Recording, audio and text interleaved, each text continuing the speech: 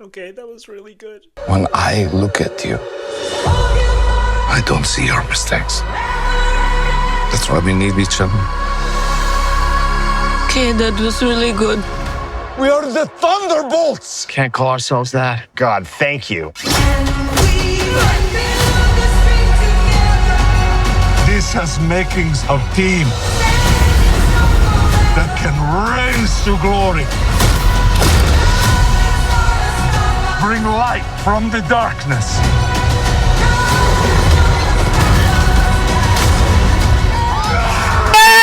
Let's go! Marvel is back, baby! Woo! Hey everyone, welcome back to the Movie Buddy. I'm your host, Josh Blumenkranz, and today we are reviewing the Thunderbolts. So the film, it's about a group of anti-heroes who are trapped together and are forced to work together on a mission conducted by the evil Valentina, who's causing chaos, and it's tied to Pullman's character as well. So going into this movie, I had no expectations, honestly. Like, I loved Black Widow, and I love Florence Pugh as Yelena. I mean, she is such a unique character in this world. You know, she's been through a lot of stuff, a lot of trauma, and I love David Harbour as her father, you know, the Red Guardian, and, you know, a bunch of these other characters. Like, we've seen them in, like, the Marvel shows, like Falcon and the Winter Soldier, Ant-Man and the Wasp. So, you know, you're getting all these different but interesting characters together into an anti-hero group. So you kind of think, oh, maybe this movie will be actually somewhat okay. And you know what? This movie fucking floored me. This movie, I was shocked how much I loved it. I loved it! From the moment that we got the Marvel logo going dark and Florence Pugh jumping off a building, I was like, okay, I think we're back. I think we're actually back now. Stand out for me, Florence Pugh. She is the heart of this film as Yelena. You know, she's looking for purpose. She's kind of depressed. She hasn't seen her father in over a year. And she's doing very bad things undercover for Valentina, and she just wants to be front center. She wants to be a hero. She wants her life to have purpose, to have meaning.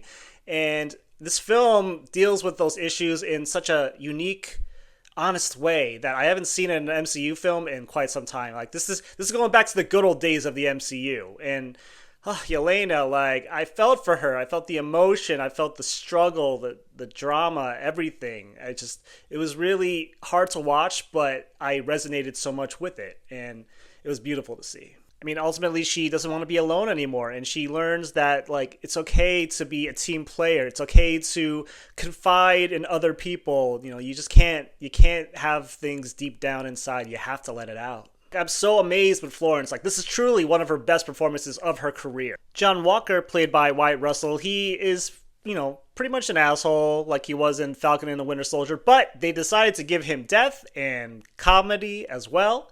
I was very amazed that they gave him this backstory about his, like, family, like he has a wife and a son and stuff happens with that.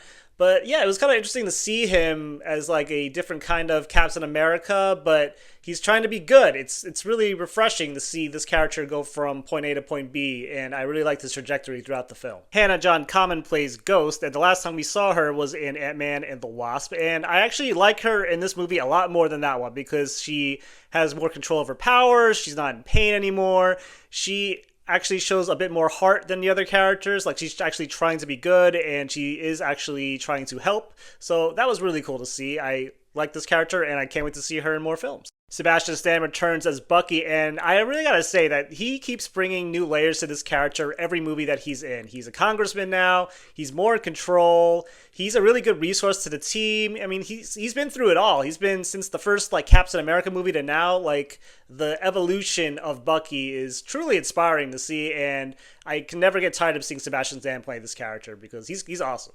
David Harbour's back as the Red Guardian, and I gotta say, he steals the comedy from this film. He is hilarious. I love his relationship with Florence Pugh, the father-daughter relationship. You know, he's neglected her, but he wants to make up for her. Like, it's just the heart of the film, like, between both of these two. I could watch a whole movie with just those two alone, and I would be entertained because David Harbour, the man's got the comedy, and he's got the heart. Taskmaster, no comment. We all knew it was coming. We haven't seen her since Black Widow. I guess the sacrifice was for nothing because, you know, what happened. And, yeah, there were complaints. Say less. And finally, we have Louis Pullman as Bob, and he's also Sentry the Void.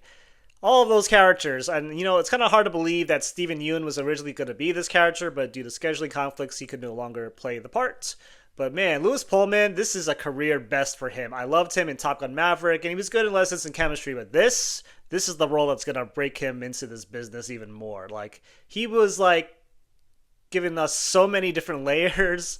He was like kind of, like clueless, didn't know what to do, but then also he had like so much power and darkness and evil. Like, he truly had one of the scariest powers out of everybody, and he was all powerful. What I loved about Thunderbolts is how it deals with mental health and loneliness. That's the true villain of this movie, and Florence Pugh and Louis Pullman, they execute this flawlessly. Their scenes together, oh, it was heavy. It was emotional, and just seeing all the dark stuff that they've had to deal with in their past, and just how they were supporting one another, and just it kind of goes to show that you are not alone. Like, you just can't keep these things buried inside. You need to talk to someone. You need to let your emotions go free. Otherwise, it's just going to eat you up inside. And that's what I really loved. And especially this coming in a Marvel movie, like, that was very surprising and very well welcomed. There was one scene in particular, I'm not going to say what, but it involved most of the Thunderbolts cast, and combined with the score by Sun Lux, I was sobbing. It just hit me so hard, right in the heart. And, I mean, they already did the score for Everything Everywhere All at Once, so naturally, they, once again, composed another amazing score in a film, and their score overall was just riveting, emotional, and fresh, and I loved it. Jake Schreier, who is the director of this film, and man, he directed this film flawlessly. This is the guy who directed episodes of Beef. Like, we had very good action in this movie, like the hand-to-hand combat. It was like I was watching like The Winter Soldier all over again. It was great to see that. It was very gritty on the street kind of fighting.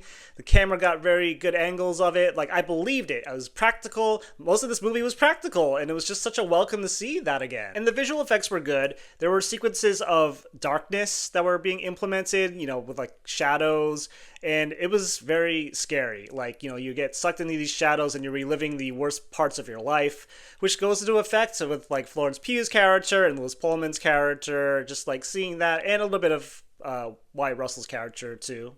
But like, yeah, just seeing that go into effect, it's not good. Like, it's a kind of scary thing compared to like being dusted by Thanos. Like, this is something I would not want to happen to me at all. And just the visuals overall of this movie, the aesthetic of it, it was riveting and just very fresh. And I haven't seen this in a while. My only issues with the Thunderbolts are a couple things. One is at the beginning of the movie, the pacing was a little weird. They were like in one setting for a little bit too long. I was like, just get out of there already. Like, let's go. Let's keep the plot going. So that was one issue.